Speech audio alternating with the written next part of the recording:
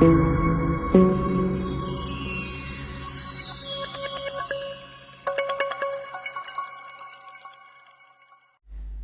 सत्कारयोग सतगुरां दी साजी निवाजी गुरु रूप प्यारी साध संगत जी। नितनेम कर्म अनुसार धन्यवाद श्री गुरु ग्रंथ साहिब जी महाराज जिन्हां दे चरनां कमलां विखे पहुँच करके गुरु दरबार दीआं हाजरियां भरदे हां।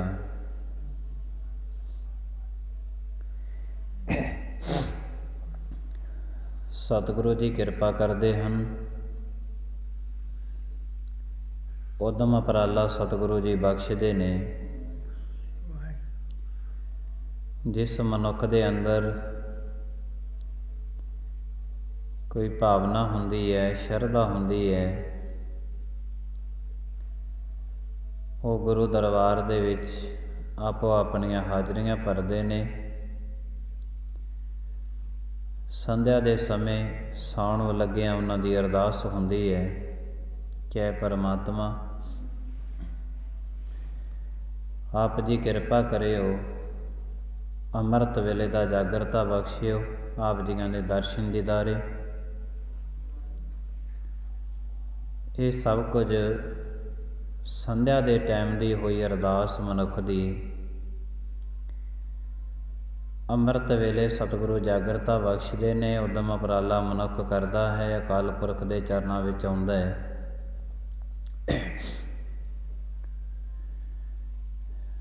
इहदा सब कुछ एक कर्म ते खड़ा है कि कुछ ना कुछ जिंदगी दा लाहा लेता जावे। सारा दिन काम धंदियां दे विच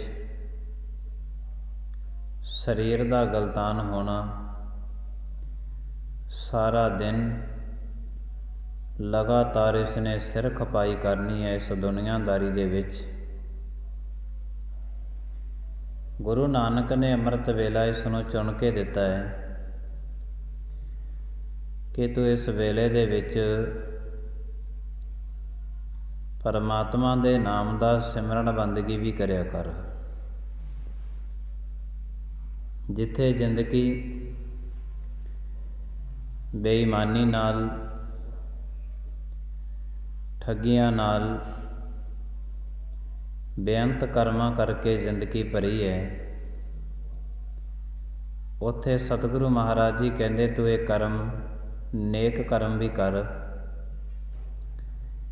जिन्हां दी बदौलत तेरा जन्म अधूरा ना रहे, संपूर्ण हो जावे, बाजी नूं जित जावे। गुरु नानक देव साहिब महाराज तो लैके नौवें पातशाह गुरु तेग बहादुर साहिब महाराज तक विचारधारा ही सतगुरां ने हर एक गुरसिख दे अगे रखी है। इन्हां दिनां दा जो सिख कौम दे अंदर एक बहुत वड्डा इतिहास है। गुरु गोबिंद सिंह जी महाराज ने रचना कीता है कि लगातार आनंदपुर साहिब नूं घेरा पिया रहा। इतिहासकार 8 महीनों का घेरा दसदे हन।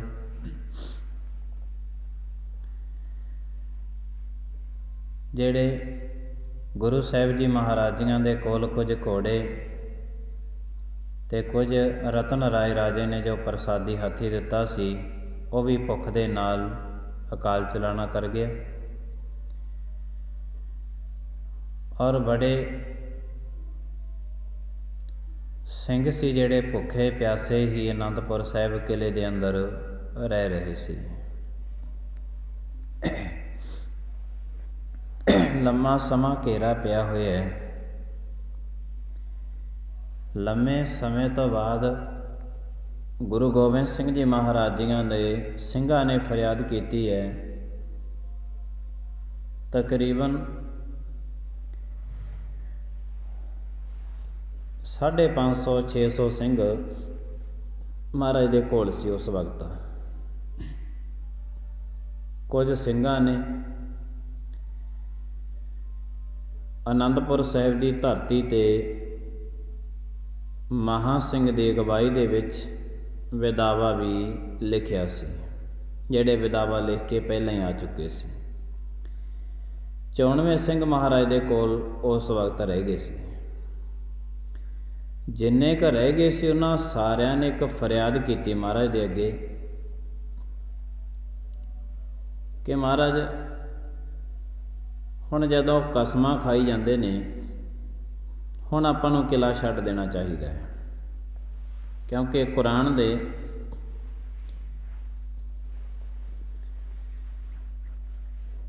ਸੱਜੇ ਪੰਨੇ ਤੋਂ ਕੁਰਾਨ ਸ਼ੁਰੂ ਹੁੰਦੀ ਹੈ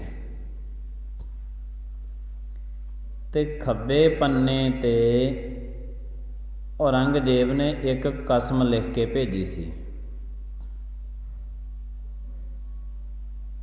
ਉਹ ਕਸਮ ਲਿਖੀ ਸੀ ਕਿ ਅਸੀਂ ਇਸ ਕੁਰਾਨ ਦੀ ਕਸਮ ਖਾਂਦੇ ਹਾਂ ਕਿ ਤੁਹਾਨੂੰ ਕੁਝ ਵੀ ਨਹੀਂ ਕਿਹਾ ਜਾਊਗਾ, ਤੁਸੀਂ ਇੱਕ ਵਾਰੀ ਕਿਲ੍ਹਾ ਛੱਡ ਜਾਓ।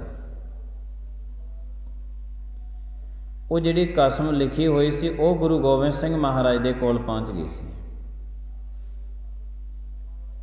ਤੇ ਉਹ ਕਸਮ ਮਹਾਰਾਜ ਨੇ ਸਿੰਘਾਂ ਨੂੰ ਫੜਾਈ ਸੀ। ਕਹਿੰਦੇ ਤੁਸੀਂ ਇਹਨੂੰ ਸਾਂਭ ਸੰਭਾਲ ਕੇ ਰੱਖਣਾ ਹੈ, ਇਹ ਧਾਰਮਿਕ ਗ੍ਰੰਥ ਹੈ, ਆਉਣ ਵਾਲੇ ਸਮੇਂ ਦੇ ਵਿੱਚ ਇਹ ਕੰਮ ਆਵੇਗਾ। ਜਦੋਂ ਮਹਾਰਾਜ ਨੇ ਜ਼ਫਰਨਾਮਾ ਲਿਖਿਆ ਤੇ ਉਹ ਜ਼ਫਰਨਾਮੇ ਦੇ ਵਿੱਚ ਵੀ ਮਹਾਰਾਜ ਨੇ ਔਰੰਗਜ਼ੇਬ ਨੂੰ ਲਿਖ ਕੇ ਭੇਜਿਆ ਸੀ, ਕਹਿੰਦਾ ਜਿਹੜੀ ਕੁਰਾਨ 'ਤੇ ਤੁਸੀਂ ਕਸਮ ਲਿਖ ਕੇ ਭੇਜੀ ਸੀ, ਜੇ ਤੁਸੀਂ ਕਹੋ ਤੇ ਤੁਹਾਨੂੰ ਨਾਲ ਭੇਜ ਦਈਏ ਸੀ ਜ਼ਫਰਨਾਮੇ ਦੇ ਨਾਲ, ਤੁਹਾਡੀ ਆਪਣੀ ਹੱਥ ਲਿਖਤ ਹੈ, ਤੁਸੀਂ ਆਪਣੇ ਧਰਮ ਦੇ ਨਹੀਂ ਰਹੇ। ਉਹ ਕੁਰਾਨ ਦੇ ਉੱਪਰ ਲਿਖੀ ਹੋਈ ਕਸਮ ਜਦੋਂ ਪਹੁੰਚੀ ਤੇ ਸਿੰਘ ਕਹਿਣ ਲੱਗੇ ਮਹਾਰਾਜਾ ਆਪਾਂ ਕਿਲ੍ਹਾ ਛੱਡ ਦਿੰਦੇ ਹਾਂ। ਗੁਰੂ ਗੋਬਿੰਦ ਸਿੰਘ ਮਹਾਰਾਜ ਕਹਿਣ ਲੱਗੇ ਇਹਨਾਂ ਨੇ ਦੇਖੋ ਕਿੰਨੇ ਹੀਲੇ ਵਸੀਲੇ ਕੀਤੇ ਨੇ, ਪਰ ਇਹਨਾਂ ਦਾ ਵਿਸ਼ਵਾਸ ਕੋਈ ਨਹੀਂ ਹੈ। ਸਿੰਘਾਂ ਦੇ ਕਹਿਣ 'ਤੇ ਰਾਤ ਨੂੰ ਮਹਾਰਾਜ ਨੇ ਅੱਧੀ ਰਾਤ ਰਹਿੰਦਿਆਂ ਖੱਚਰਾਂ ਦੇ ਉੱਪਰ ਸੀ ਜਿਹੜਾ ਕੁਝ ਸਮਾਨ ਲੱਦਿਆ ਹੈ, ਜਿਹੜਾ ਬਿਲਕੁਲ ਬੇਕਾਰ ਸੀ। ਖੱਚਰਾਂ ਕੱਢ ਦਿੱਤੀਆਂ ਆਨੰਦਪੁਰ ਦੇ ਕਿਲ੍ਹੇ ਤੋਂ। ਜਦੋਂ ਕੱਢੀਆਂ ਤੇ ਪਹਾੜੀ ਰਾਜੇ ਤੇ ਇਸ ਗੱਲ ਦੀ ਤਾਂਘ ਦੇ ਵਿੱਚ ਹੀ ਬੈਠੇ ਸੀਗੇ ਵੀ ਕਦੋਂ ਇਹ ਕੋਈ ਬਾਹਰ ਨਿਕਲਣ ਤੇ ਅਸੀਂ ਫੜੀਏ। ਉਹਨਾਂ ਨੇ ਹਮਲਾ ਕਰਤਾ। ਦਰਵਾਜ਼ਾ ਸੀ ਜਿਹੜਾ ਬੰਦ ਕਰ ਲਿੱਤਾ ਗਿਆ। ਕਹਿੰਦੇ ਤੁਸੀਂ ਤੇ ਕਹਿੰਦੇ ਸੀ ਇਹਨਾਂ ਦੀਆਂ ਕਸਮਾਂ ਖਾਧੀਆਂ ਹੋਈਆਂ ਨੇ, ਇਹ ਬੇਪਰਤੀਤੇ ਨੇ, ਇਹਨਾਂ ਦਾ ਕੋਈ ਯਕੀਨ ਨਹੀਂ ਹੈ। ਗੁਰੂ ਗੋਬਿੰਦ ਸਿੰਘ ਜੀ ਮਹਾਰਾਜ ਜਿਵੇਂ ਫਿਰ ਸਿੰਘਾਂ ਨੇ ਬੇਨਤੀ ਕੀਤੀ, ਸਿੰਘਾਂ ਦੀ ਬੇਨਤੀ ਮੰਨ ਕੇ ਮਹਾਰਾਜ ਅੱਧੀ ਰਾਤ ਨੂੰ ਕਿਲ੍ਹਾ ਛੱਡਦੇ ਨੇ ਆਨੰਦਪੁਰ ਸਾਹਿਬ ਦਾ। ਪਰ ਉਹ ਕਿਲ੍ਹਾ ਵੀ ਛੱਡਣ 'ਤੇ ਮਹਾਰਾਜ ਨੇ ਪੂਰਨ ਵਿਉਂਤਬੰਦੀ ਦੇ ਨਾਲ ਕਿਲ੍ਹਾ ਛੱਡਿਆ ਸੀ। ਇੰਝ ਨਹੀਂ ਹੈ ਮਹਾਰਾਜ ਵੀ ਕਿਲ੍ਹੇ ਦੇ ਵਿੱਚੋਂ ਬਾਹਰ ਨਿਕਲੇ ਆਏ ਸੀ, ਵਿਉਂਤ ਦੇ ਨਾਲ। ਕਿਉਂਕਿ ਕਾਰਨ ਇਹ ਸੀ ਮਹਾਰਾਜ ਦੇ ਕੋਲ ਕੁਝ 94 ਸਿੰਘ ਸੀ ਤੇ ਦੁਸ਼ਮਣਾਂ ਦੀ ਫੌਜ ਸੀ 10 ਲੱਖ। ਇੰਨੇ ਦੁਸ਼ਮਣਾਂ ਦੇ ਵਿੱਚ ਦੀ ਨਿਕਲਣਾ ਕੋਈ ਆਮ ਗੱਲ ਨਹੀਂ ਸੀ।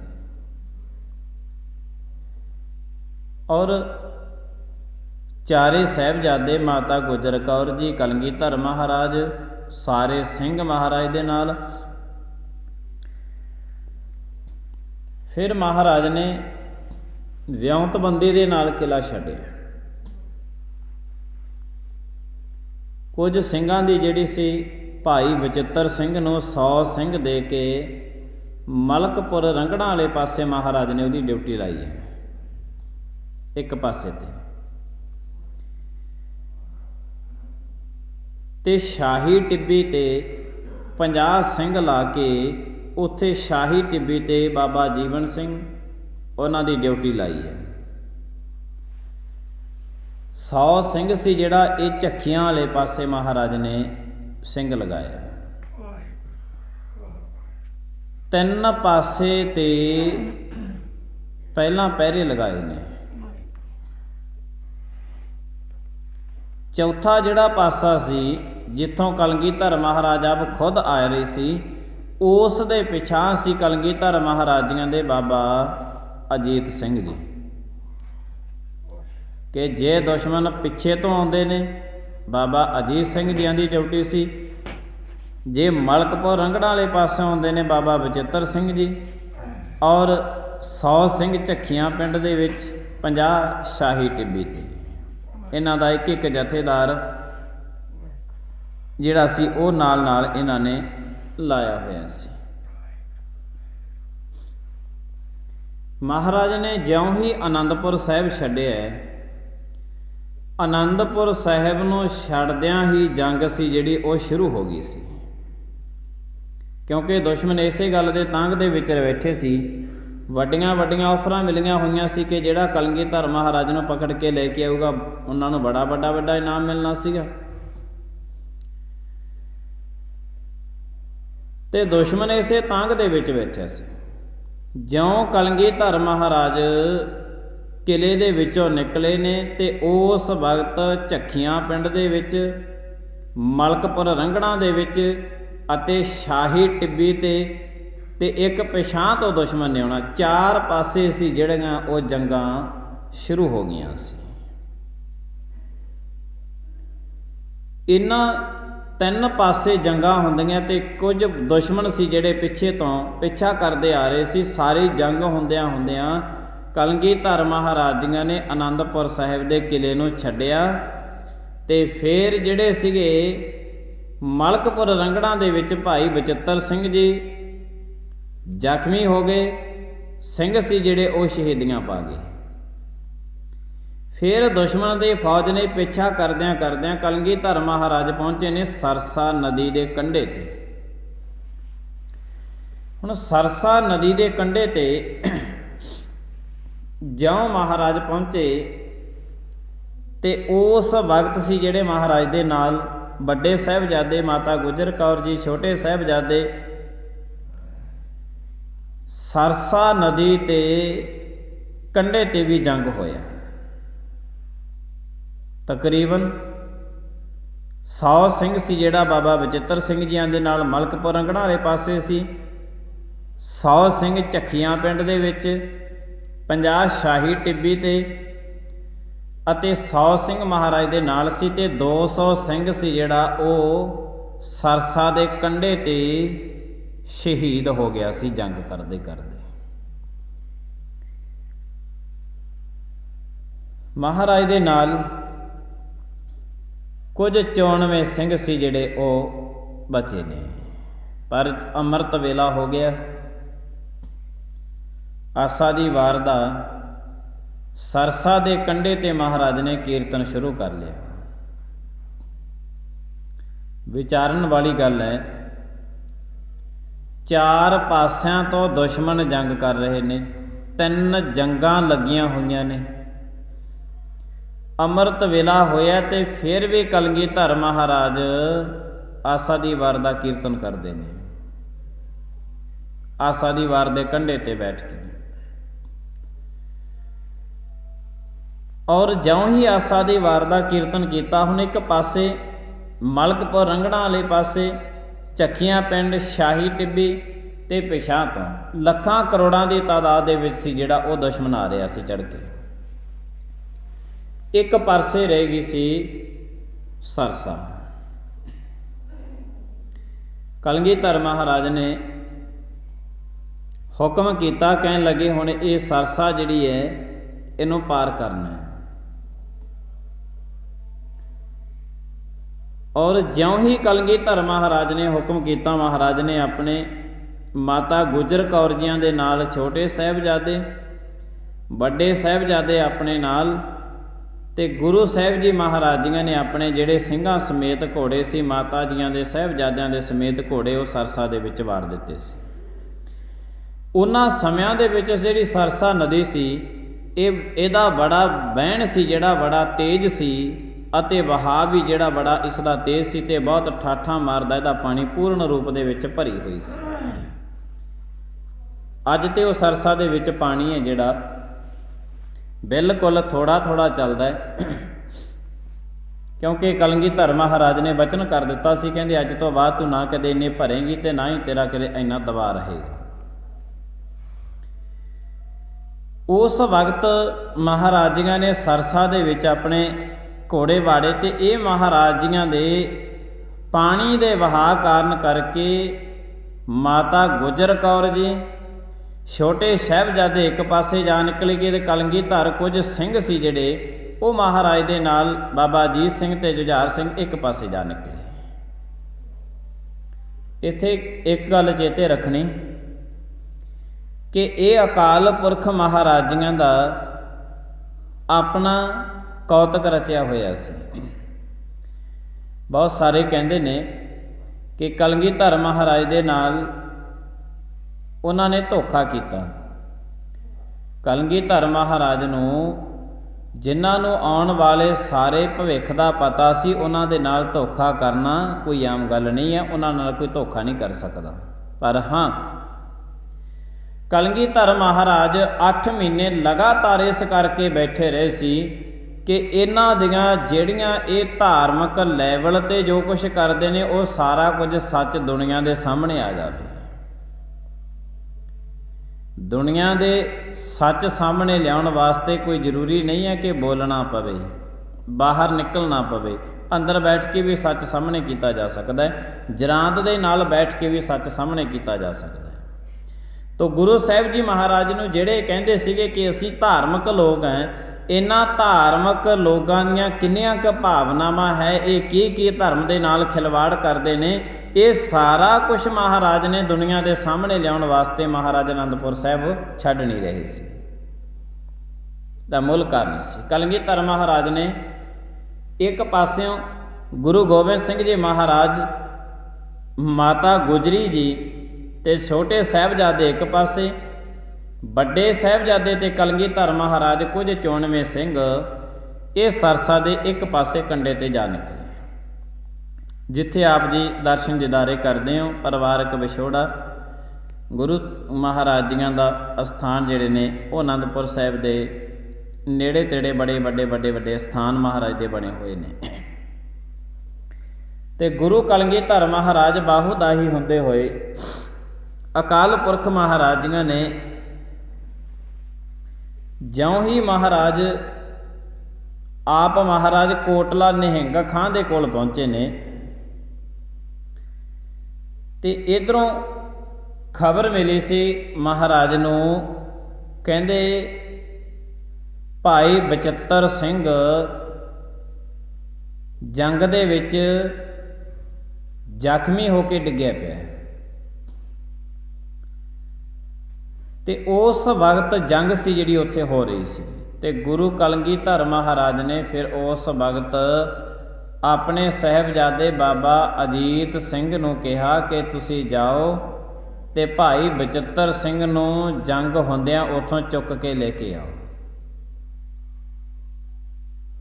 ਜੰਗ ਹੁੰਦੀ ਹੋਵੇ, ਦੁਸ਼ਮਣ ਖੜੇ ਹੋਣ, ਉਹ ਲਾਸ਼ ਕਿਵੇਂ ਚੁੱਕਣ ਦੇਣਗੇ ਕਿਸੇ ਦੀ? ਲਾਸ਼ ਨਹੀਂ ਚੁੱਕਣ ਦਿੱਤੀ ਜਾਂਦੀ ਸੀ। ਜਦੋਂ ਮਲੇਰਕੋਟਲੇ ਦਾ ਨਵਾਬ ਮਾਰਿਆ ਗਿਆ ਸੀ ਬਾਬਾ ਬੰਦਾ ਸਿੰਘ ਬਹਾਦਰ, ਉਹਨਾਂ ਦੇ ਬੜੀਆਂ ਮਿੰਨਤਾਂ ਤਰਲੇ ਕਰਕੇ ਉਹਨਾਂ ਨੇ ਲਾਸ਼ ਲੈ ਕੇ ਆਂਦੀ ਸੀ। ਦੁਸ਼ਮਣ ਜਿਹੜਾ ਹੈ ਉਹ ਮੈਦਾਨੇ ਜੰਗ ਦੇ ਵਿੱਚੋਂ ਛੇਤੀ ਲਾਸ਼ ਨਹੀਂ ਚੱਕਣ ਦਿੰਦਾ ਸੀ, ਔਰ ਮੈਦਾਨੇ ਜੰਗ ਦੇ ਵਿੱਚ ਜਾਣਾ, ਉਹ ਵੀ ਲਾਸ਼ ਚੁੱਕ ਕੇ ਲੈ ਕੇ ਆਉਣੀ ਤਾਂ ਹੋ ਹੀ ਨਹੀਂ ਸਕਦਾ ਸੀ। ਅਤੇ ਬਾਬਾ ਅਜੀਤ ਸਿੰਘ ਨੂੰ ਕਲਗੀਧਰ ਮਹਾਰਾਜ ਨੇ ਡਿਊਟੀ ਲਾ ਦਿੱਤੀ ਸੀ ਕਿ ਤੁਸੀਂ ਜਾਓ ਅਤੇ ਭਾਈ ਬਚਿੱਤਰ ਸਿੰਘ ਦੇ ਜ਼ਖਮੀ ਪਏ ਨੇ ਅਤੇ ਉਹਨਾਂ ਨੂੰ ਮੈਦਾਨੇ ਜੰਗ ਦੇ ਵਿੱਚੋਂ ਤੁਸੀਂ ਚੁੱਕ ਕੇ ਲੈ ਕੇ ਆਓ। ਹੁਣ ਇਹ ਇੱਕ ਬੜੀ ਵੱਡੀ ਗੱਲ ਸੀਗੀ, ਕਿਉਂਕਿ ਜਿੱਥੇ ਪਤਾ ਹੈ ਕਿ ਜੰਗ ਹੋ ਰਹੀ ਹੈ, ਜੰਗ ਹੁੰਦਿਆਂ ਹੋਇਆਂ ਕਿਸੇ ਨੂੰ ਦੇ ਵਿੱਚੋਂ ਚੁੱਕ ਕੇ ਲੈ ਕੇ ਆਉਣਾ। ਅਤੇ ਬਾਬਾ ਅਜੀਤ ਸਿੰਘ ਜੀ ਕਲਗੀਧਰ ਮਹਾਰਾਜ ਦਾ ਹੁਕਮ ਸੀ ਮੰਨ ਕੇ ਜਿਹੜੇ 94 ਸਿੰਘ ਲੈ ਕੇ ਮਲਕਪੁਰ ਰੰਗੜਾ ਗਏ ਨੇ ਤੇ ਉੱਥੋਂ ਭਾਈ ਬਚਿੱਤਰ ਸਿੰਘ ਇਹਨਾਂ ਨੇ ਬੜੀ ਜੰਗ ਕਰਦਿਆਂ ਬਹੁਤ ਸਾਰੇ ਸਿੰਘ ਵੀ ਸ਼ਹੀਦ ਹੋਏ। ਬਾਬਾ ਅਜੀਤ ਸਿੰਘ ਨੇ ਭਾਈ ਬਚਿੱਤਰ ਸਿੰਘ ਜਿਹੜਾ ਘੋੜ ਸਵਾਰੀ ਨਹੀਂ ਕਰਦਾ ਸੀ, ਧਰਤੀ 'ਤੇ ਡਿੱਗਿਆ, ਜ਼ਖਮੀ ਹਾਲਤ ਦੇ ਵਿੱਚ ਪਿਆ ਸੀ। ਬਾਬਾ ਅਜੀਤ ਸਿੰਘ ਨੇ ਉਹਨੂੰ ਜੰਗ ਹੁੰਦਿਆਂ ਹੋਇਆਂ ਹੀ ਬਾਬਾ ਅਜੀਤ ਸਿੰਘ ਨੇ ਆਪਣੇ ਘੋੜੇ 'ਤੇ ਚੁੱਕ ਕੇ ਕੋਟਲੇ ਨਿਹੰਗ ਖਾਂ ਦੇ ਕੋਲ ਲੈ ਕੇ ਆਉਂਦਾ ਸੀ। ਔਰ ਚੇਤੇ ਰਹੇ ਕਿ ਜਿਹੜਾ ਕੋਟਲਾ ਨਿਹੰਗ ਖਾਂ ਸੀ, ਇਹਨਾਂ ਦਾ ਜਿਹੜਾ ਪਿਛੋਕੜ ਪਰਿਵਾਰ ਸੀ, ਇਹਨਾਂ ਦਾ ਪਿਛੋਕੜ ਪਰਿਵਾਰ ਸੁਲਤਾਨ ਸੁਲੇਮਾਨ ਕਾਬਲ ਕੰਧਾਰ ਤੋਂ ਛੇਵੇਂ ਪਾਤਸ਼ਾਹ ਹਰਗੋਬਿੰਦ ਸਾਹਿਬ ਜੀ ਮਹਾਰਾਜਿਆਂ ਦੇ ਨਾਲ, ਪਹਿਲੇ ਮਹਾਰਾਜਿਆਂ ਤੋਂ ਲੈ ਕੇ ਲੰਮੇ ਸਮੇਂ ਤੋਂ ਲੈ ਕੇ ਮਹਾਰਾਜ ਦੇ ਨਾਲ ਇਹ ਜੁੜੇ ਹੋਏ ਸੀ।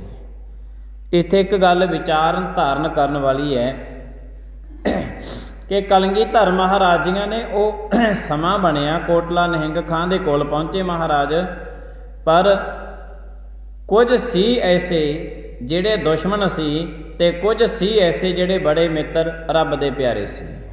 ਕਿਉਂਕਿ ਇਹਦੇ ਵਿੱਚ ਜਿਹੜੇ ਧਾਰਮਿਕ ਲੈਵਲ ਤੇ ਹੈ, ਇਹਦੇ ਵਿੱਚ ਬੁਰਾਈਆਂ ਨਹੀਂ ਹੈ। ਕਿਸੇ ਵੀ ਧਰਮ ਦੇ ਵਿੱਚ ਬੰਦਿਆਂ ਦੇ ਵਿੱਚ ਬੁਰਾਈਆਂ ਜ਼ਰੂਰ ਛਿਪ ਜਾਂਦੀਆਂ ਨੇ। ਜਿਹੜੇ ਮਨੁੱਖ ਦੇ ਵਿੱਚ ਬਹੁਤ ਵੱਡੀ ਤਾਦਾਦ ਦੇ ਵਿੱਚ ਬੁਰਾਈ ਛੁਪੀ ਹੋਵੇ, ਉਹ ਧਰਮ ਦੀ ਵਰਤੋਂ ਕਰ ਜਾਂਦਾ ਹੈ। ਹਾਲਾਂਕਿ ਧਰਮ ਕਦੇ ਕਿਸੇ ਦਾ ਕੋਈ ਮਾੜਾ ਨਹੀਂ ਹੈ। ਕਲਗੀਧਰ ਮਹਾਰਾਜਿਆਂ ਦੇ ਚਰਨ ਸੇਵਕ ਬੜੇ ਐਸੇ ਹੋਏ ਨੇ ਜਿਹੜੇ ਮਹਾਨਣ ਧਰਮ ਦੇ ਨਾਲ ਸੰਬੰਧਿਤ ਸਨ, ਪਰ ਗੁਰੂ ਸਾਹਿਬ ਜੀ ਮਹਾਰਾਜ ਕਹਿੰਦੇ ਜਿੱਥੇ ਮਨੁੱਖ ਦੀ ਬੁਰਾਈ ਦੇ ਬਰਾਬਰ ਹੈ ਜਿਹੜੀ, ਉਹ ਟੱਕਰ ਕਲਗੀਧਰ ਮਹਾਰਾਜਿਆਂ ਦੀ ਲੈਤੀ ਹੈ ਕਿ ਜ਼ਬਰ ਤੇ ਜ਼ੁਲਮ ਦੇ ਵਿਰੁੱਧ। ਧਰਮ ਕਦੀ ਵੀ, ਕੋਈ ਵੀ ਧਰਮ ਕਦੇ ਨਾ ਮਾੜਾ ਅੱਜ ਤੱਕ ਪੈਦਾ ਹੋਇਆ ਤੇ ਨਾ ਕੋਈ ਆਉਣ ਵਾਲੇ ਸਮੇਂ 'ਚ ਹੋਣਾ ਹੈ। ਉਹਦੇ ਵਿੱਚ ਜਿਹੜੇ ਨੇ ਮਨੁੱਖਾਂ ਦੀਆਂ ਜ਼ਿੰਦਗੀਆਂ ਜਿਹੜੀਆਂ ਨੇ ਉਹ ਬੜੀਆਂ ਮਾੜੀਆਂ ਹੁੰਦੀਆਂ ਨੇ। ਉਹ ਮਾੜੀਆਂ ਇਸ ਤੱਕ ਹੱਦ ਤੱਕ ਪਹੁੰਚ ਜਾਂਦੀਆਂ ਨੇ ਕਿ ਉਹ ਮਾੜੇ ਕਰਮ ਕਰਦੇ ਕਰਦੇ ਧਰਮ ਨੂੰ ਵੀ ਵਰਤ ਜਾਂਦੇ ਨੇ।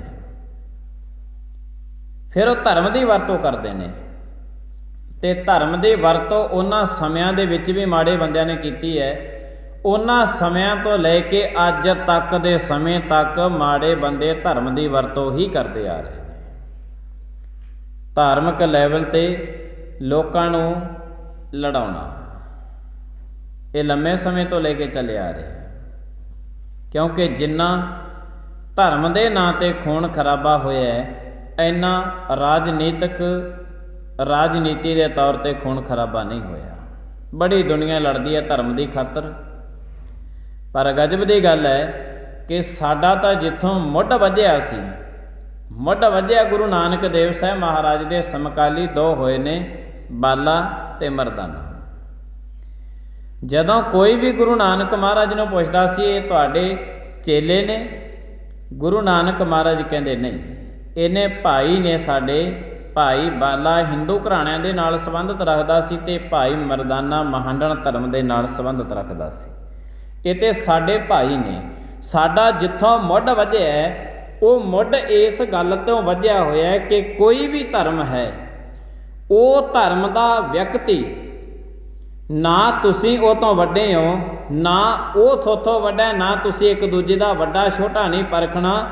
ਤੁਸੀਂ ਆਪਸ ਵਿੱਚ ਦੀ ਭਾਈ ਹੀ ਬਣ ਕੇ ਰਹਿਣਾ ਹੈ ਧਾਰਮਿਕ ਲੈਵਲ ਤੇ ਜਿੰਨਾ ਵਕਤ ਦੁਨੀਆ ਧਾਰਮਿਕ ਲੈਵਲ ਤੇ ਭਾਈ ਨਹੀਂ ਬਣ ਕੇ ਰਹਿੰਦੇ, ਉਹਨਾਂ ਟਾਈਮ ਸਮਝ ਲੈਣਾ ਕਿ ਗੁਰੂ ਨਾਨਕ ਦੇ ਘਰ ਦੇ ਵਿੱਚ ਹਜੇ ਚੱਲਣ ਦਾ ਅਸੀਂ ਪੈਰ ਵੀ ਨਹੀਂ ਪੱਟਿਆ, ਹਜੇ ਨਹੀਂ ਚੱਲੇ। ਕਿਉਂਕਿ ਅਸੀਂ ਕਿਸੇ ਨੂੰ ਆਪਣੇ ਬਰਾਬਰ ਦਾ ਸਮਝਣਾ ਇਹ ਤਾਂ ਹੋ ਹੀ ਨਹੀਂ ਸਕਦਾ ਵੀ ਅਸੀਂ ਸਮਝ ਲਈਏ ਕਿਸੇ ਨੂੰ। ਇਹ ਸਾਡੇ ਬਰਾਬਰ ਦਾ ਭਾਈ ਹੈ ਸਾਡਾ ਇਹ। ਤੇ ਗੁਰੂ ਨਾਨਕ ਦੇਵ ਸਾਹਿਬ ਜੀ ਮਹਾਰਾਜ ਜੀ ਨੇ ਤੇ ਐਲਾਨੀਆਂ ਕਿਹਾ ਕਿ ਧਾਰਮਿਕ ਲੈਵਲ ਤੇ ਸਾਰੇ ਹੀ ਤੇਰੇ ਬਰਾਬਰ ਦੇ ਨੇ, ਔਰ ਸਾਰਿਆਂ ਨੂੰ ਨਾਲ ਲੈ ਕੇ ਚੱਲਣਾ ਤੇ ਸਾਰਿਆਂ ਦੇ ਨਾਲ ਚੱਲਣਾ ਇਹ ਤੇਰਾ ਧਰਮ ਹੈ। ਮਨੁੱਖ ਕਹਿੰਦਾ ਨਹੀਂ ਮੇਰਾ ਕਰਮ ਹੈ, ਮੈਂ ਇਕੱਲਾ ਚੱਲਾਂਗਾ। ਨਹੀਂ, ਗੁਰੂ ਨਾਨਕ ਮਹਾਰਾਜ ਕਹਿੰਦੇ ਆਈ ਪੰਥੀ ਸਗਲ ਜਮਾਤੀ ਮਨ ਜੀਤੈ ਜਗ ਜੀਤ। आदेश तिसै आदेश आद अनील अनाद अनाहत जुग जुग एको वेस। सारिਆਂ ਦੇ ਨਾਲ ਚੱਲਣਾ, ਸਾਰਿਆਂ ਨੂੰ ਨਾਲ ਲੈ ਕੇ ਚੱਲਣਾ, ਸਭ ਨੂੰ ਬਰਾਬਰ ਦਾ ਸਮਝਣਾ, ਭਾਈ ਸਮਝਣਾ, ਇਹ ਗੁਰੂ ਨਾਨਕ ਦਾ ਘਰ ਇੱਥੋਂ ਸ਼ੁਰੂ ਹੁੰਦਾ ਹੈ ਧਾਰਮਿਕ ਲੈਵਲ 'ਤੇ। ਕਿਉਂਕਿ ਤਿੰਨ ਤਰ੍ਹਾਂ ਦੀ ਜ਼ਿੰਦਗੀ ਬੰਦਾ ਜਿਉਂਦਾ ਹੈ, ਧਾਰਮਿਕ ਜ਼ਿੰਦਗੀ, ਸਮਾਜਿਕ ਜ਼ਿੰਦਗੀ ਅਤੇ ਰਾਜਨੀਤਿਕ ਜ਼ਿੰਦਗੀ। ਗੁਰੂ ਸਾਹਿਬ ਜੀ ਮਹਾਰਾਜ ਕਹਿੰਦੇ ਤੂੰ ਧਾਰਮਿਕ ਲੈਵਲ 'ਤੇ ਜਿਹੜਾ ਹੈ ਹਰ ਇੱਕ ਨੂੰ ਆਪਣੇ ਬਰਾਬਰ ਦਾ ਹੀ ਸਮਝਣਾ ਹੈ। ਅਤੇ ਇੱਥੋਂ ਹੀ ਗੁਰੂ ਨਾਨਕ ਦੇ ਘਰ ਦਾ ਜਿਹੜਾ ਰਸਤਾ ਹੈ ਉਹ ਸ਼ੁਰੂ ਹੁੰਦਾ ਹੈ। ਗੁਰੂ ਕਲਗੀਧਰ ਮਹਾਰਾਜ ਦੇ ਹੁਕਮ ਨੂੰ ਮੰਨ ਕੇ ਬਾਬਾ ਅਜੀਤ ਸਿੰਘ ਜੀ ਗਏ ਨੇ ਜੰਗ ਯੁੱਧ ਕਰਦੇ। ਮਹਾਰਾਜ ਕਲਗੀਧਰ ਦਾ ਹੁਕਮ ਮੰਨਿਆ ਅਤੇ ਬਾਬਾ ਅਜੀਤ ਸਿੰਘ ਨੇ ਭਾਈ ਬਚਿੱਤਰ ਸਿੰਘ ਨੂੰ ਮੈਦਾਨੇ ਇਹ ਜੰਗ ਦੇ ਵਿੱਚੋਂ ਚੁੱਕ ਕੇ ਕੋਟਲੇ ਨਿਹੰਗ ਖਾਂ ਦੇ ਘਰ ਦੇ ਵਿੱਚ ਲਿਆਂਦਾ, ਜਿੱਥੇ ਕਲਗੀਧਰ ਮਹਾਰਾਜ ਜੀ ਵਿਰਾਜਮਾਨ ਸੀ। ਗੁਰੂ ਕਲਗੀਧਰ ਮਹਾਰਾਜ ਨੇ ਭਾਈ ਬਚਿੱਤਰ ਸਿੰਘ ਨੂੰ ਥਾਪਣਾ ਦਿੱਤਾ ਹੈ, ਮਹਾਰਾਜ ਨੇ ਬਚਨ ਕੀਤੇ ਹਨ। ਅਤੇ ਇੱਥੋਂ ਅਸੀਂ ਜਿਹੜਾ ਗੁਰੂ ਕਲਗੀਧਰ ਮਹਾਰਾਜ ਜੀ ਨੇ ਫਿਰ ਸੇਵਾ ਸੀ ਜਿਹੜੀ ਭਾਈ ਬਚਿੱਤਰ ਸਿੰਘ ਦੀ, ਉਹ ਸੇਵਾ ਸੀ ਜਿਹੜੀ ਕੋਟਲੇ ਨਿਹੰਗ ਖਾਂ ਨੂੰ ਕਹਿ ਦਿੱਤਾ ਸੀ ਕਿ ਤੂੰ ਆਪਣੇ ਘਰ ਦੇ ਵਿੱਚ ਇਹਨਾਂ ਦੀ ਸੇਵਾ ਕਰਨੀ ਹੈ। ਕਿਉਂਕਿ ਭਾਵੇਂ ਉਹਨਾਂ ਨੂੰ ਪਤਾ ਸੀ ਕਿ ਖੂਨ ਸਰੀਰ ਦਾ ਬਹੁਤ ਬਹਿ ਚੁੱਕਿਆ ਸੀਗਾ ਅਤੇ ਇਹਨਾਂ ਦਾ ਚੱਲਣਾ ਫਿਰਨਾ, ਘੋੜ ਸਵਾਰੀ ਕਰਨਾ ਬੜਾ ਮੁਸ਼ਕਲ ਹੋ ਗਿਆ ਸੀਗਾ। ਗੁਰੂ ਸਾਹਿਬ ਜੀ ਮਹਾਰਾਜ ਨੂੰ ਫਿਰ ਇਹਨਾਂ ਨੇ ਬੇਨਤੀ ਕੀਤੀ, ਕਹਿੰਦੇ ਮਹਾਰਾਜ ਤੁਸੀਂ ਇੱਥੇ ਹੀ ਰਹੋ। ਅਕਾਲ ਪੁਰਖ ਮਹਾਰਾਜ ਜੀ ਗੁਰੂ ਕਲਗੀਧਰ ਮਹਾਰਾਜ ਕਹਿਣ ਲੱਗੇ ਨਹੀਂ, ਅਸੀਂ ਕਹਿੰਦੇ ਇੱਕ ਇਕਾਂਤ ਜਗ੍ਹਾ ਜਿਹੜੀ ਹੈ ਉਹ ਲੱਭਣੀ ਹੈ। ਅਤੇ ਨਾਲ ਹੀ ਉਹਨਾਂ ਨੇ ਕਲਗੀਧਰ ਮਹਾਰਾਜ ਨੇ ਕਿਹਾ ਸੀ, ਕਹਿੰਦੇ ਅਸੀਂ ਤੁਹਾਨੂੰ ਇੱਕ ਬਚਨ ਕਰਦੇ ਹਾਂ ਕਿ ਜਿਹੜੀ ਬਾਹਰ ਦੀ ਗੜੀ ਹੈ ਤੁਹਾਡੀ ਕੱਚੀ ਗੜੀ ਹੈ, ਉਹ ਗੜੀ ਦੇ ਵਿੱਚ ਬੋਧੀ ਚੰਦ ਸੀ ਜਿਹੜਾ, ਇਹ ਦੋਨੇ ਭਰਾਤਾ ਕਲਗੀਧਰ ਮਹਾਰਾਜ ਨੂੰ ਚੰਗੀ ਤਰ੍ਹਾਂ ਜਾਣਦੇ ਸੀ। ਕਿਉਂਕਿ ਜਦੋਂ ਹਰਿਦੁਆਰ ਹੋ ਕੇ ਆਏ ਨੇ ਮਹਾਰਾਜ, ਉਦੋਂ ਹਰਿਦੁਆਰ ਹੁੰਦਿਆਂ ਹੋਇਆਂ ਸੁਲਹੀ ਖਾਂ ਨੇ ਇੱਥੇ ਚਮਕੌਰ ਦੀ ਗੜੀ ਦੇ ਵਿੱਚ ਪਹਿਲਾਂ ਵੀ ਮਹਾਰਾਜ 'ਤੇ ਵਾਰ ਕੀਤਾ ਸੀਗਾ। ਅਤੇ ਇਸ ਇਲਾਕੇ ਤੋਂ ਮਹਾਰਾਜ ਚੰਗੀ ਤਰ੍ਹਾਂ ਜਾਣੂ ਸੀ। ਚਮਕੌਰ ਦੀ ਗੜੀ ਦਾ ਜਿਹੜਾ ਨੇੜੇ ਤੇੜੇ ਦਾ ਇਲਾਕਾ ਸੀਗਾ, ਇਹ ਤੋਂ ਮਹਾਰਾਜ ਪਹਿਲਾਂ ਹੀ ਜਾਣ ਸਨ ਕਿ ਇਲਾਕੇ ਦੇ ਵਿੱਚ ਕਿੱਥੇ ਕੀ ਕੁਛ ਹੈ। ਅਤੇ ਉੱਥੇ ਫਿਰ ਜਿਹੜਾ ਸੀ ਬੁੱਧੀ ਚੰਦ ਨੂੰ ਮਹਾਰਾਜ ਕਲਗੀਧਰ ਕਹਿਣ ਲੱਗੇ, ਜੇ ਅਸੀਂ ਤੇਰੇ ਘਰ ਦੇ ਵਿੱਚ ਰਹਿ ਕੇ ਦੁਸ਼ਮਣਾਂ ਦੇ ਨਾਲ ਟੱਕਰ ਲੈਤੀ ਤਾਂ ਤੇਰੇ ਪਰਿਵਾਰ ਨੂੰ ਜਿਹੜਾ ਹੈ ਇਹਨਾਂ ਦੁਸ਼ਮਣਾਂ ਨੇ ਕਹਾਣੀ ਵਿੱਚ ਦੀ ਪੀੜ ਦੇਣਾ, ਅਤੇ ਅਸੀਂ ਨਹੀਂ ਚਾਹੁੰਦੇ ਕਿ ਸਾਡੇ ਕਾਰਨ ਕਰਕੇ ਤੇਰਾ ਜਿਹੜਾ ਪਰਿਵਾਰ ਹੈ ਇਹ ਕਹਾਣੀ ਦੇ ਵਿੱਚ ਦੀ ਪੀੜਿਆ ਜਾਵੇ ਅਤੇ ਤੇਰੇ 'ਤੇ ਅਨੇਕਾਂ ਤਰ੍ਹਾਂ ਦਾ ਤਸ਼ੱਦਦ ਹੋਵੇ। ਫਿਰ ਗੁਰੂ ਸਾਹਿਬ ਜੀ ਮਹਾਰਾਜ ਨੂੰ ਕਹਿਣ ਲੱਗਿਆ, ਮਹਾਰਾਜ ਜੋ ਤੁਹਾਡਾ ਹੁਕਮ ਹੈ ਮੈਂ ਤੁਹਾਡਾ ਹੁਕਮ ਮੰਨਣ ਵਾਸਤੇ ਤਿਆਰ ਹਾਂ। ਫਿਰ ਕਲਗੀਧਰ ਮਹਾਰਾਜ ਨੇ ਆਪ ਕਿਹਾ ਸੀ, ਕਹਿਣ ਲੱਗੇ ਜਿਹੜੀ ਤੇਰੀ ਬਾਹਰ ਪਿੰਡ ਦੇ ਗੜੀ ਹੈ ਨਾ ਕੱਚੀ ਗੜੀ, ਉਹ ਗੜੀ ਦੀ ਚਾਬੀ ਸਾਨੂੰ ਦੇ ਦੇ, ਉਹ ਗੜੀ ਸਾਡੇ ਵਾਸਤੇ ਖੋਲ੍ਹ ਦੇ, ਅਸੀਂ ਉੱਥੇ ਜਾ ਕੇ ਰਵਾਂਗੇ। ਕੱਚੀ ਗੜੀ ਉੱਚੀ ਬਣਾਈ ਹੋਈ ਸੀ। ਉਹ ਕਹਿਣ ਲੱਗਿਆ, ਮਹਾਰਾਜ ਜੋ ਤੁਹਾਡਾ ਹੁਕਮ ਹੈ ਮੈਂ ਤੁਹਾਡੇ ਹੁਕਮ ਦਾ ਬੱਝਿਆ ਹੋਇਆ ਹੈ, ਇਹ ਜਗ੍ਹਾ ਜਿਹੜੀ ਹੈ ਮੈਂ ਉਹ ਤੁਹਾਨੂੰ ਦੇ ਦਿੰਦਾ। ਇਹ ਜਗ੍ਹਾ ਜਿਹੜੀ ਕਲਗੀਧਰ ਮਹਾਰਾਜੀਆਂ ਵਾਸਤੇ ਉਹ ਚਮਕੌਰ ਦੀ ਗੜੀ, ਗੁਰੂ ਕਲਗੀਧਰ ਮਹਾਰਾਜ ਬੜੂ ਮਾਜਰਾ ਮਜਾਰੀ ਵਿੱਚ ਦੀ ਹੁੰਦੇ ਹੋਏ ਚਮਕੌਰ ਦੀ ਗੜੀ ਦੇ ਵਿੱਚ ਪਹੁੰਚੇ ਨੇ।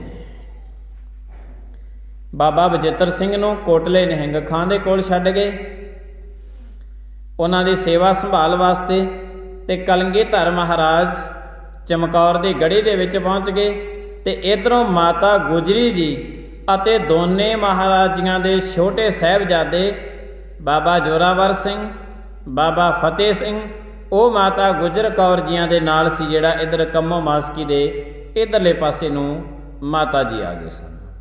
ਅਤੇ ਮਾਤਾ ਭਾਈ ਮਣੀ ਸਿੰਘ ਜੀਆਂ ਦੇ ਨਾਲ ਮਾਤਾ ਜੀ ਉਹ ਸੀ ਜਿਹੜੇ ਦਿੱਲੀ ਵੱਲ ਨੂੰ ਚਲੇ ਗਏ ਸੀ। ਸਾਰੇ ਦਾ ਸਾਰਾ ਪਰਿਵਾਰ ਸੀ ਜਿਹੜਾ ਉਹ ਸਰਸਾ ਦੇ ਕੰਢੇ 'ਤੇ ਪਰਿਵਾਰ ਵਿਛੋੜਾ ਜਿੱਥੇ ਗੁਰੂ ਘਰ ਬਣਿਆ ਉਸ ਜਗ੍ਹਾ 'ਤੇ ਸਾਰੇ ਦਾ ਸਾਰਾ ਪਰਿਵਾਰ ਵੱਖੋ ਵੱਖਰਾ ਹੋ ਗਿਆ ਸੀ।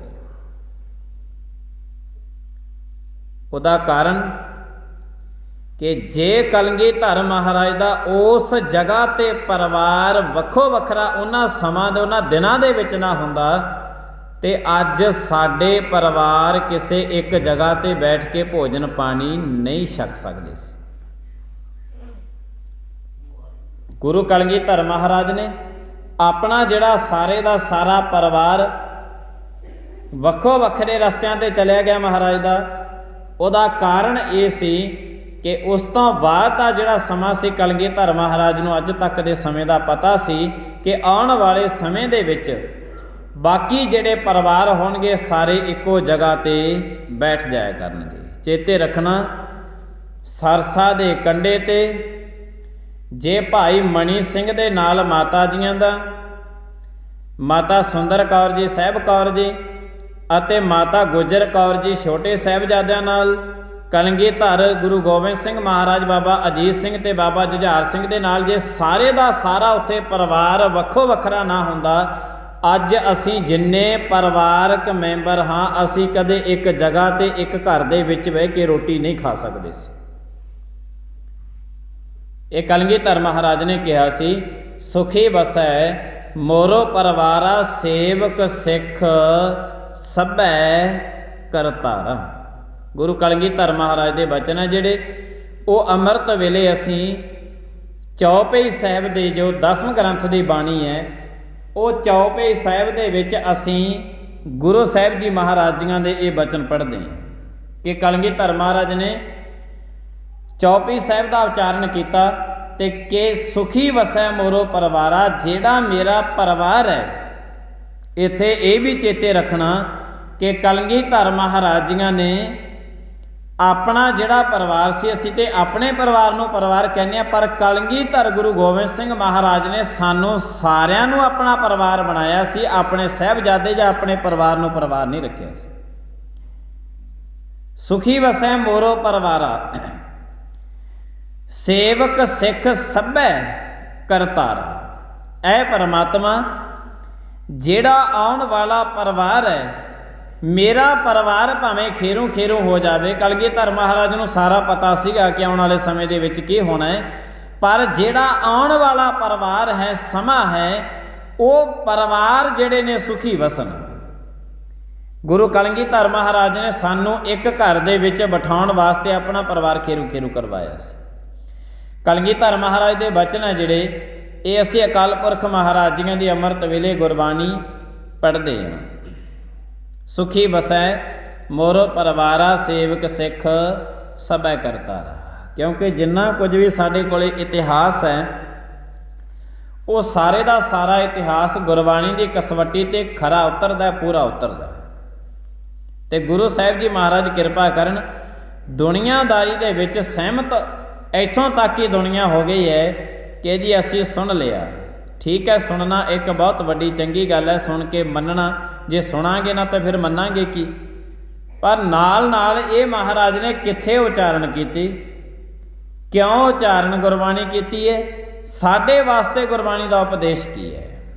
ये चीज़ां जिंदगी दे विच जरूरी आ जांदियां ने, क्योंकि बहुत सारे कह दिंदे ने अक्सर मनुख की जिंदगी का यह लक्ष्य होंदा है कि मैं तो जी सुखमनी साहिब के 2 पाठ किए ने, मैं सुखमनी साहिब के 5 पाठ किए ने, मत्थे ते तां निरा झूठ जिहड़ा वो टब करिया हुंदा, गुरबाणी की एक पंक्ति भी मस्तक ते नहीं हुंदी। ये केवल ते केवल घास कट्टण दे बराबर नहीं है भी गुरबाणी पढ़ी जाओ, लगातार पढ़ी जाओ, नहीं, उन्होंने समझना भी है। अकाल पुरख महाराज जी अक्सर सानू कहते की ने, क्योंकि जिन्ना कुछ असीं इतिहास सरवण करते हैं, वो सारे इतिहास के जिहड़े पहलू तत्त ने, वो सतगुरु महाराज जी गुरु ग्रंथ साहिब जी महाराज दे विच दर्ज करते हैं। कलगीधर महाराज ने 10वें ग्रंथ की बाणी जिहड़ी उच्चारण की हुई है, सर्वलोह है और भाई गुरदास दियां वारां ने, ये सारी दी सारी जिहड़ी पवित्र गुरबाणी है, ये सारी गुरबाणी है जिहड़ी इतिहास ते गुरबाणी दोनों चीज़ां उस दी मेल खांदियां ने। पर मनुख इस गल ते नहीं खड़ा, मनुख ते उत्तों उपरों उपरों रह गया हुण, इनू बस जिन्ने के बिना इनू नहीं सरदा, ये कर्म उन्ना की करदा है, इतिहास के जिहड़े असली तत्त ने उन्हां तो बड़ा अनजान है, जिन्ने के बिना इसनों नहीं सरदा। क्योंकि इन्ना क कर्म करदा है कि सिख दी ये मर्यादा रह गई है जी, पंज बाणियां दा अमृत वेले नितनेम कर लो, रहरास साहिब दा शाम नूं कर लो। महाराज ने सानू बस यही गल कही है, इत्थों अगे होर कुछ नहीं कहा। इत्थों अगे भी है, गुरबाणी नूं समझना भी है, गुरबाणी किसी नूं होर भी सिखाउणी है, और गुरबाणी के नाल नाल इतिहास भी सरवण करना है, ताकि पता तो लगे कि अकाल पुरख महाराज ने क्यों पंज बाणियां का उच्चारण किया है, क्यों उच्चारण किया है पंज बाणियां का। हुण अकाल पुरख महाराज जी गुरबाणी दे विच बड़ा कुछ है जिहड़ा वो सानू महाराज बड़ा कुछ विस्तार दे नाल अकाल पुरख महाराज जी समझाउंदे ने। गुरु कलगीधर महाराज जियां दे परिवारक विछोड़ा होया। गुरु कलगीधर महाराज चमकौर दी गढ़ी दे विच पहुँच गए ने बड़े साहिबजादियां दे समेत, ते माता गुजर कौर जी एक पासे चले गए ने, भाई मनी सिंह जियां दे नाल दूसरे माता जी एक पासे चले गए ने। सारे का सारा परिवार सी जिहड़ा खीरों खीरों होया। इस तो अगाहां चमकौर दी गढ़ी ते साहिबजादियां दा, छोटियां दा अते वड्डियां दा, माता जियां दा किधर नूं जाना, ये सारा कुछ आपां समय समय के मुताबक है जिहड़ा वो सरवण करांगे। गुरु साहिब जी महाराज किरपा करन।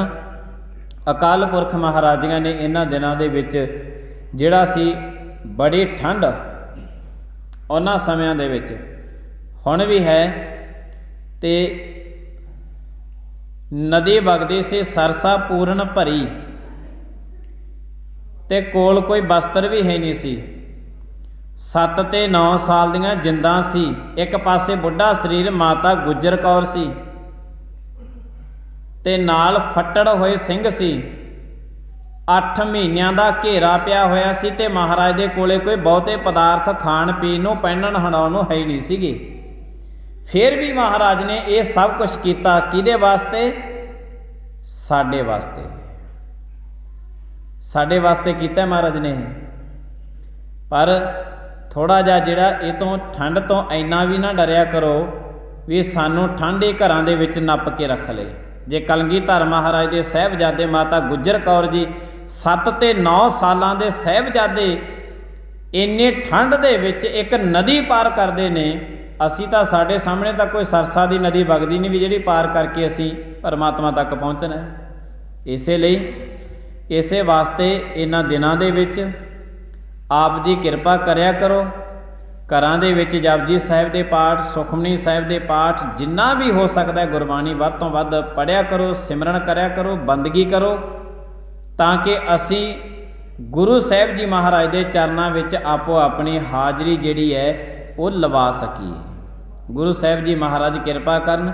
वैसे तो असी सारे तकरीबन इतिहास तो जानू हाँ, पर फिर भी जो दिन आउंदा है उस दिन ते साडा ये फर्ज बनता है कि उस इतिहास नूं दोहराया जाए। ते अज अकाल पुरख महाराज की किरपा नाल जे 7 ते 9 साल के साहिबजादे सरसा नदी ना पार करते तो सच जाणिओ अज साडे बच्चों के उत्ते रजाइयां नहीं होणीआं सीगीआं। साडे परिवारां दे विच जिहड़ियां सिरां ते छत्तां ने ये नहीं होणीआं सीगीआं। उन्हां दी बदौलत सारा कुछ है जिहड़ा ये सानूं मिल रहा है और मिलता भी रहेगा। अकाल पुरख महाराज जियां ने रहमतां बख्शिश कीतियां ने, अपना परिवार खेरूं खेरूं करवाया साडे वास्ते। ते ये ना होवे कि असीं ठंड दे मारे ही अपने घरां दे विच रजाइयां नप के बैठे रहा करिए। वध तो वध जिहड़ा है वो असीं सिमरन करना है, बंदगी करनी है, और नाल नाल जिहड़े है जिस तरह प्रोग्राम ने समाज दे विच कुछ प्रोग्राम लीके जाते हैं उन्हां प्रोग्रामां तो भी असीं संकोच करना है, क्योंकि इन्हां दिनां दे विच जिन्ना भी हो सके असीं वध तो वध सिमरन करना है, बंदगी करनी है। कलगीधर महाराज जी ते उन्हां दे साहिबजादिआं नूं असीं चेते विच रखना है। अकाल पुरख महाराज जी किरपा करन। अज इत्थे ही समाप्ति का समय, बाकी रहिंदा इतिहास समय दे नाल आपां सरवण करया करांगे। प्रेम दे नाल सारी संगत बुलायो फतेह। वाहिगुरू जी का खालसा, वाहिगुरू जी